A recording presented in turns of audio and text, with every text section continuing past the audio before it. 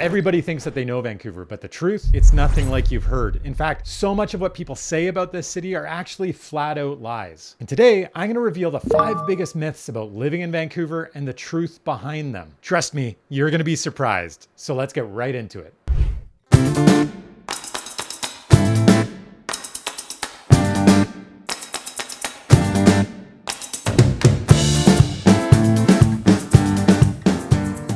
My name is Sebastian Albrecht with the Living in Vancouver BC team, and welcome back to the channel. This channel is all about moving to and living in Vancouver, and thank you so much for joining me this week as we talk about some of the biggest myths about living in Vancouver and what's the actual truth behind them. Without further ado, let's get right into myth number 1, which I think might be one of the biggest misconceptions about living in Vancouver that I have a suspicion locals perpetuate just so you won't move here. Myth number 1 is that this is a perpetually wet city, that we get so much rain that you just can't possibly live here and have an enjoyable life. Now, the truth is pretty far from that myth. The reality of this city is that yes, it does rain, and yes, it does actually rain than many other parts of North America. There are other parts of the world where there is more rain, and there are certain parts of British Columbia where there's more rain, but I'm not going to get too deep into that. In comparison to much of the rest of the Canada, you're going to experience more rain in Vancouver than you see in those other places. However, there are nuances to that reality. And number 1, the biggest thing that you need to understand is the vast majority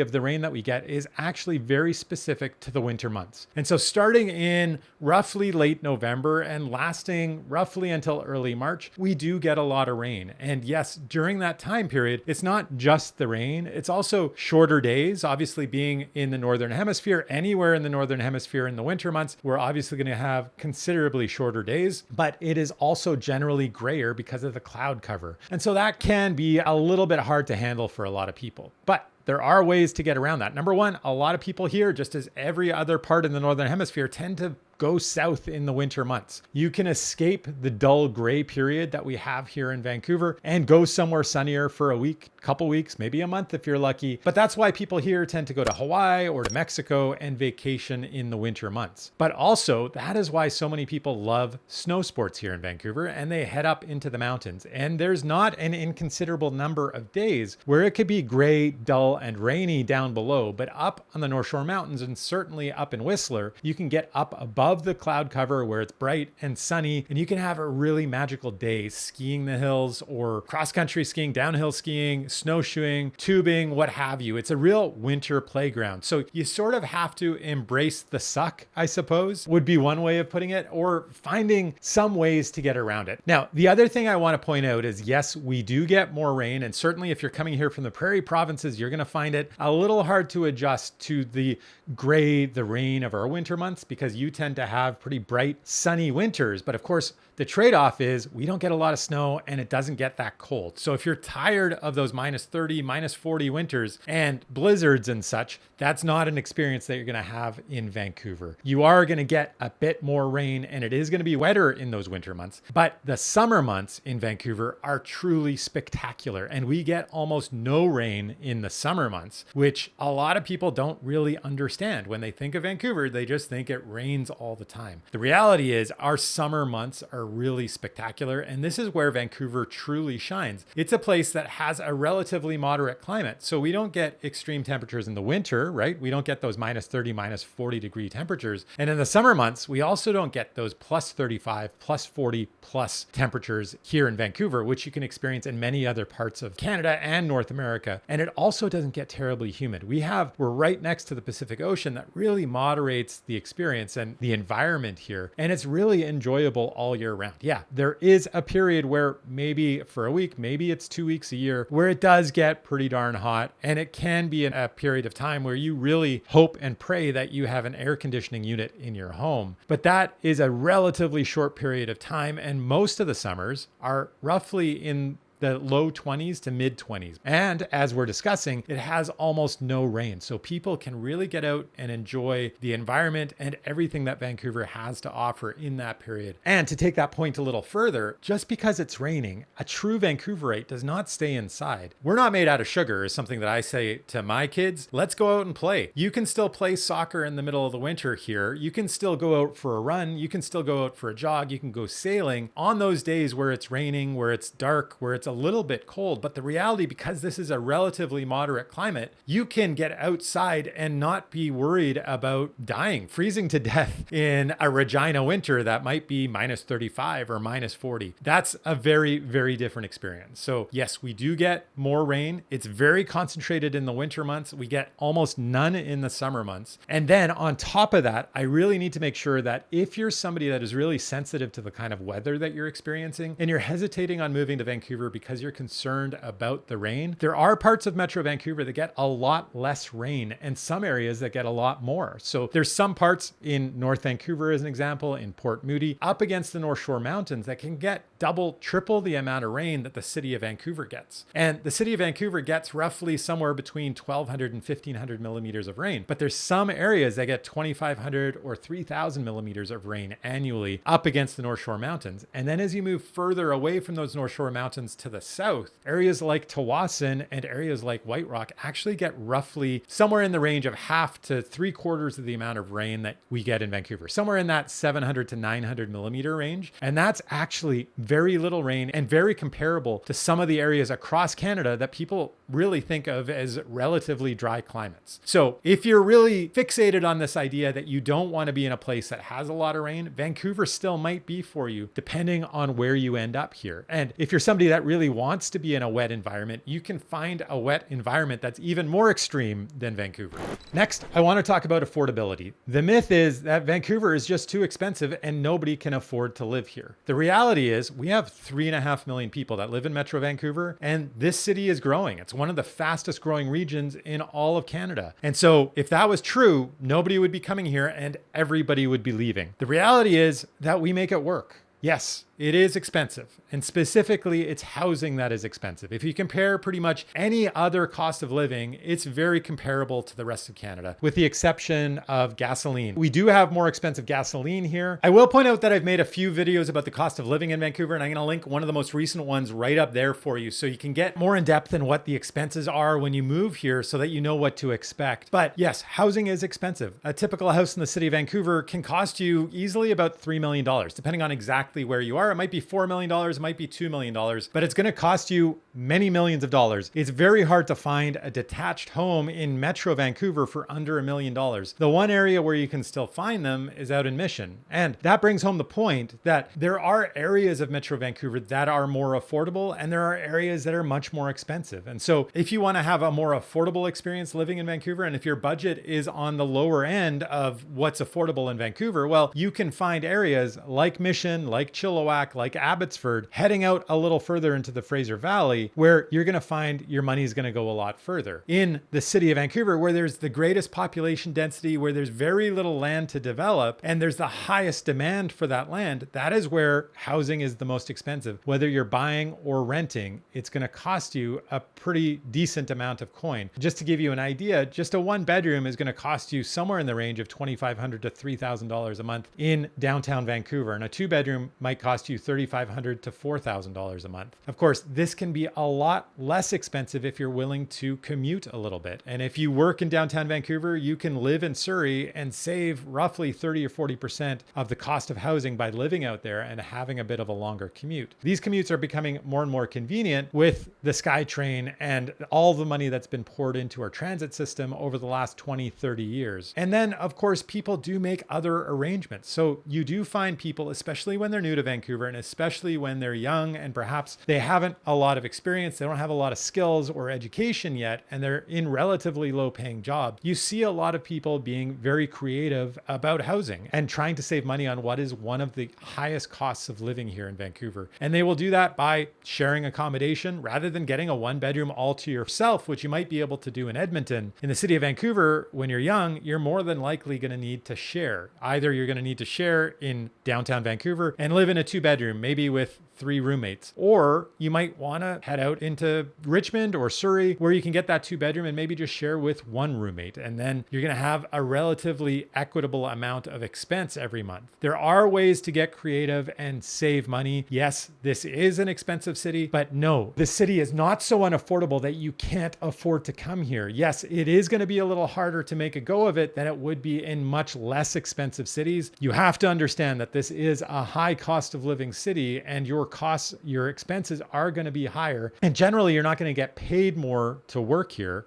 That is something that is also the reality of living in Vancouver, but there are creative ways to mitigate just how expensive this city can be. From my own experience, I can give you a little bit of insight as well. I live in a single family detached home with my family. We live on the main floor of that house, 6 of us living in about 1,600 square feet, and the basement is a suite. And that suite generates income for me. It helps make living in this house relatively affordable. And it's something that a lot of people in Vancouver do. And I know that's not necessarily common in other parts of North America, and certainly not in the lower cost of living areas like Regina or like in Edmonton. You can buy a house at a much lower price point where you don't need the income of a suite. Personally, I kind of like having a suite. I don't mind having a renter. I enjoy having somebody that I get along with that helps me pay down my mortgage, and basically is just a nice neighbor to have. They connect with me and my family. They help me pay down my mortgage. They give treats to my kids, and it makes it look like there's somebody home 90% of the time, which is also kind of cool and makes things, it eases my mind when I travel. So there are some pluses and minuses. Just keep in mind, yes, Vancouver is more expensive, certainly in the aspect of housing, but it's not so unaffordable that you can't afford to live here. And obviously the biggest sign of that is that this region is growing and people continue to move here. More people are coming here than are leaving. Before I go any further, I just wanted to remind you that I don't just put out these videos on YouTube anymore. I'm actually releasing them as podcasts. So if you're interested in just listening to me and not necessarily watching me, well, I got you covered. No matter where you find podcasts, your favorite podcasts, that's where you're going to find my podcast as well. So be sure to subscribe to my podcast wherever you find your favorite podcasts. Okay, now let's get back to myth busting. The third myth that I want to get into is that Vancouver is an unfriendly, lonely place where it's really hard to make friends. Honestly, I don't have that experience myself. I've lived here for almost my entire life, for 50 years. I was born and raised here. I've lived here as a child. I've lived here sort of growing up. And as a middle-aged man, I'm still here and I'm raising my family here. I'm not really sure where this perspective is coming from. And to be honest, I kind of find that it's a bit of a self-fulfilling prophecy. And at this point, if you come here and you struggle with it, I think that you grab on to this myth and feel that it perpetuates and don't necessarily question what it might be that you're doing that is preventing you from connecting with people. But what I see from my own experience, and I also see from other people that have moved here and that are approaching it in a similar way, it's relatively easy for me to make friends and connections with people, and it's relatively easy for a lot of the people that I encounter to do the same thing. I think you have to be open to it. First of all, you have to be a relatively friendly, open person. And it really helps if you get involved in things. And if you have hobbies that you're really passionate about, it's super easy in Vancouver to connect with people over those passions and those hobbies. I kind of feel like that's pretty much the way it is almost anywhere else. I would agree that to some extent, people in Vancouver are much less likely to integrate different friend groups. We seem to isolate friend groups a little bit. Like if you have a group of friends that you go running with, and you have a group of friends that you might go drinking with, and you have a group of friends that you might debate politics with, those often remain separate groups of friends. And it is, I think, to be perfectly honest, a little less likely here than in other parts that I've experienced in other areas that people try and integrate groups. Like once you make a friend over here, you try and bring that person into your other friend group. And I think that might happen, to be perfectly honest, a little less often. But I really do feel that people in Vancouver are incredibly friendly on the surface. We're very open. We want to help one another. And if we see somebody that's struggling with a flat tire or appears lost, I have observed people all over Metro Vancouver, whether it's downtown or in Maple Ridge or in Richmond or wherever it might be, offering to help and connecting with somebody. But I also see people being friendly beyond that. And I see in my personal experience, I've had connections with people all over Metro Vancouver that have been friends for a very long period of time. And no, I don't think this is just because I grew up here. In fact, many of the friends that I grew up here with no longer are here. And they've moved on to other places for a variety of reasons. And a lot of the friends that I have today in Metro Vancouver are relatively new, whether that's they've been here for 30 years, 20 years, 5 years, or a couple months. It's all types of people from all walks of life, from all parts of the world that come here and want to be friendly and sort of become part of a relatively open and friendly culture. I wanted to say that we have a relatively open, friendly, but open-minded culture here in Vancouver. Open-minded to differences, right? So no matter where you're from, no matter your religious beliefs, no matter your sexual orientation, it's really rare that you have highly negative experiences in Vancouver because of the open-mindedness of our culture, and relatively easy to connect. And I would also say, no matter what your beliefs are and no matter what your hobbies and interests are, you can kind of find your niche. You can kind of find your people in Vancouver. And there's parts of Vancouver, as an example, that are more left-leaning politically, some parts that are more right-leaning. There's some parts that are much more religious, and there's some parts that are really secular. And then there's just groups of people that are really into triathlons, and there's groups of people that are really into skiing, and there's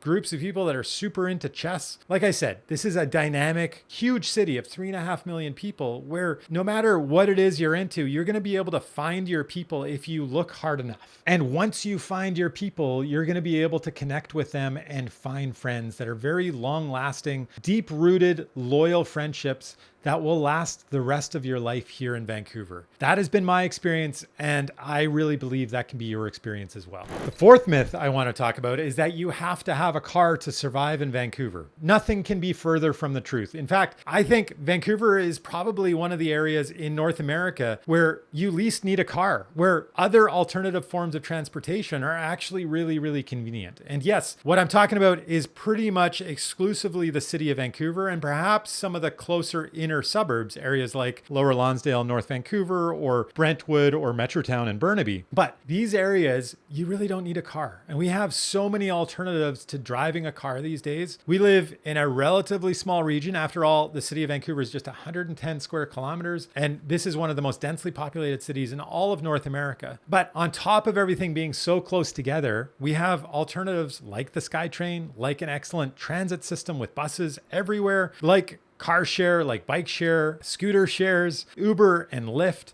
There's so many different ways of getting around these days. And in an area such as where I live in, that's not downtown Vancouver, it's just outside of downtown Vancouver. When I look around at people around me, I see lots of people that are choosing to not use vehicles at all. Yeah, they may park, they may have them out front, but there are a lot of families around me that don't even own a car. In fact, there's one family right in behind me. They're a family of three young children, and they choose to do everything that is walkable. So they will not drive anywhere, even though they have vehicles. They will not do any children's activities that require them to drive anywhere. Sometimes they'll use the bus, but predominantly I see them walking around, going from one thing to another. And that type of living is possible at the city center. It becomes less possible, I have to admit, as you go further and further out into the suburb. Like I did a video not that long ago about living in Maple Ridge. And predominantly, if you live in Maple Ridge and you don't just work right in the city center where you also live, you're going to have to rely on a vehicle. The transportation network's not good enough, and the alternative forms of transportation aren't vibrant enough like they are in the highly densely populated areas at the core of Metro Vancouver. So if you're out in Maple Ridge, if you're out in Abbotsford or Mission, or maybe even Port Coquitlam, a car is more essential.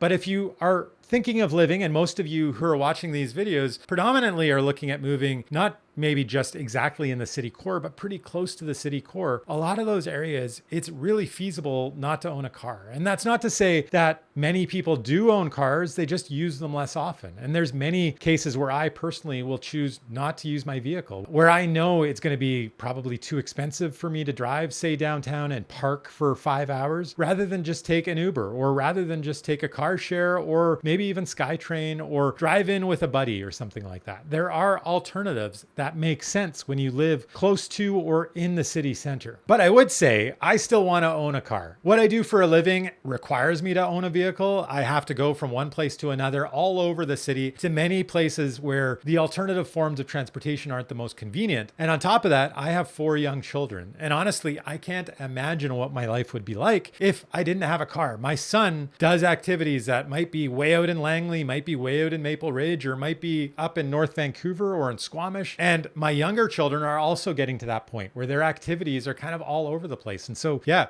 unfortunately, we definitely need a vehicle. But even our family looks to use the alternative forms of transportation. And as I said, there are families around that choose not to use a vehicle, and they live very productive, very healthy lifestyles. And then I also should say that there's many people who don't have families who really find it's just much more convenient not to have a car car. They don't find that it's really cost effective to have a vehicle. They're thinking about the amount of insurance. They're thinking about the cost of driving, the cost of gasoline, the parking, and all of those expenses that come with the car. And they're realizing that that's not a value that they find worthwhile and that they can survive in Vancouver if they're choosing the right places to live. So if you're right downtown and your office is downtown and a lot of things that you want to do are nearby, well, more than likely you don't really need a car. Of course, you may feel like you need a car if you want to go out and explore other parts of British Columbia or the environs of Vancouver, but quite honestly, you can still get a car share or rent a car or drive with a buddy who might have a vehicle and split gas. There's ways to do these things that don't necessarily require a car, where in other markets, you really make the assumption that you're always going to have a vehicle. The reality of living in Vancouver is that it doesn't have to be a necessity to own a vehicle.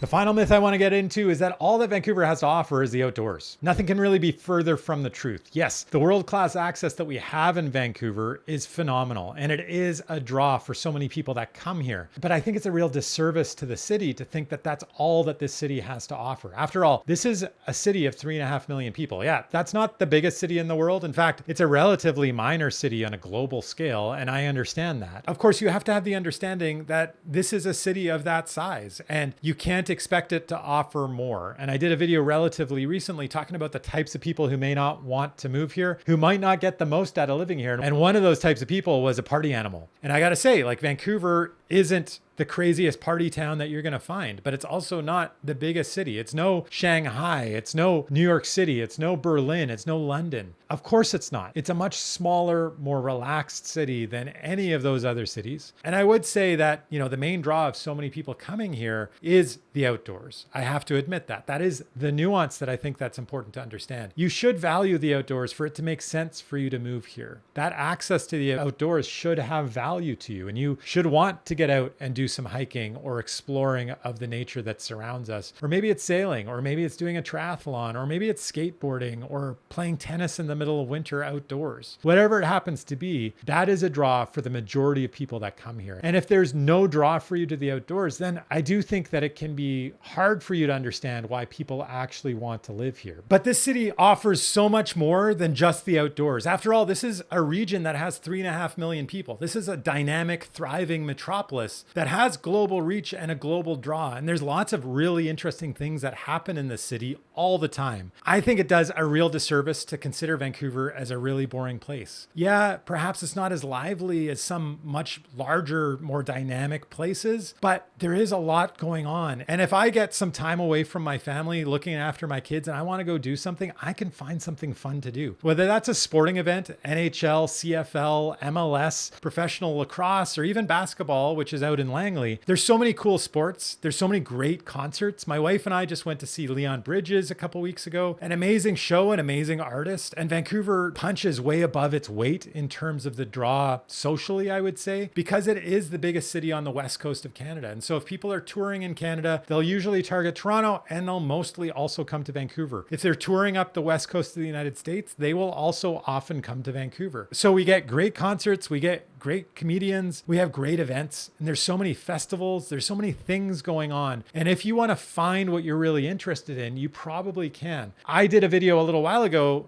as I was saying, talking about this being a place that maybe if you're a party animal, you might not want to come. There was somebody who commented on that post saying, Vancouver actually has a really thriving underground party scene. I had no idea. That's not my culture. That's not something that's really important to me now as a 50-year-old man. But obviously for people that are in their 20s, there's stuff for them to do. There's a whole scene going on that I had no idea about. And that's the reality of living in a city. And that's what I'm saying, that you can find really cool, interesting things to do if you just look hard enough. There's enough people here that these things are going on, and it's beyond just the outdoors. We have great restaurants, we have great entertainment, and yes, we also have the great outdoors. And honestly, I think that's a really perfect, ideal mix. This balance between the urban environment and nature, and we get the best of both worlds. What else could be better? So there you have it, 5 of the biggest myths and the reality behind it. Coming from a lifelong Vancouverite, I've lived here for 50 years. I know and I understand this city. Yeah, there are some some truths behind a lot of those myths, but the reality is far from the lie that you're hearing. And I hope after watching this video, you get a better understanding. If you're still thinking of moving to Vancouver and you're looking at buying a home, of course, I am a real estate agent that has helped hundreds of people do exactly what you're about to do. So my contact information is right there on the screen. If you think I can help you, be sure to reach out anytime and we can begin with a conversation. But if you're not quite ready to do that, no problem at all. I've got nearly 150 videos to help you understand exactly what it's like to move to Vancouver and to live in Vancouver. So be sure to check that giant back catalog of videos out. But before you go, I do want to talk about a couple videos that I think you're really going to enjoy. And this video right here is all about whether or not Vancouver is boring. You're going to hear my take on that age-old question. And then this video right here is all about the things that I personally love about living in Vancouver. A little more positive take on this city that I think you're going to enjoy. I really do appreciate you watching this video all the way to the end. Thank you so much for joining me, and hopefully I'm going to see you next week.